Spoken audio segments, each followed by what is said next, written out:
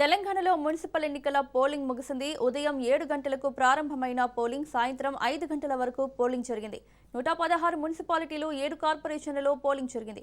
మొత్తం ఓటర్ల సంఖ్య 52,17,413 మంది కాగా వారిలో పురుషులు 25,61,000, మహిళలు 26,80,000 మంది ఉన్నారు. 116 మున్సిపాలిటీల్లోని 2,569 వార్డులకు పోలింగ్ జరుగుతోంది. మున్సిపాలిటీ పరిలో 10,719 మంది అభ్యర్థులు ఉన్నారు. 7 కార్పొరేషన్లలో 412 వార్డులకు ఎన్నికలు జరిగాయి. పోటీలో 2,225 మంది అభ్యర్థులు నిలిచారు. క్యూ లైన్లో ఉన్న వారికి ఓటు వేసే అవకాశం కల్పించారు.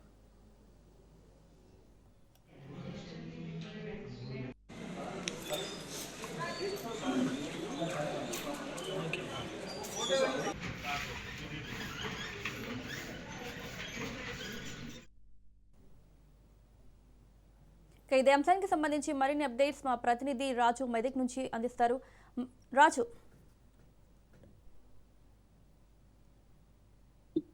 పోలింగ్ అంతా పూర్తి అయిపోయింది. ఇప్పటికే పోలింగ్ కేంద్రాల నుంచి మా పూర్తి స్థాయిలో సిబ్బంది అంతా కూడా బయటకు వచ్చిన పరిస్థితి, ఎవరిని కూడా లోపలికి రానియని పరిస్థితి. ఇక్కడ గేట్ వేసి పెట్టారు.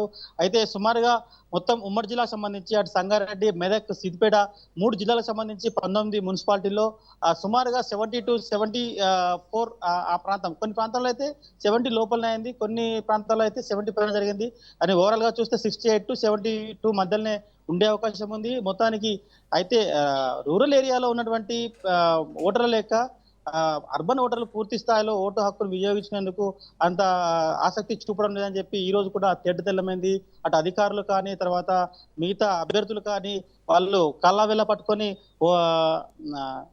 పోలింగ్ కేంద్రాల వద్ద తీసుకొచ్చినా కానీ కొంతమంది మాత్రమే ఓటు వేయడానికి సిద్ధపడరు, కానీ మిగతా వారైతే ఓటు వేయని పరిస్థితి కనిపిస్తా ఉంది. ఇది ఇట్లా కొనసాగింది. అయితే ఇప్పటి వరకు చాలా కొన్ని చెదురు మొదలు గంటలు మినహాయించి చాలా ప్రశాంతంగా కొనసాగిందని చెప్పుకోవచ్చు.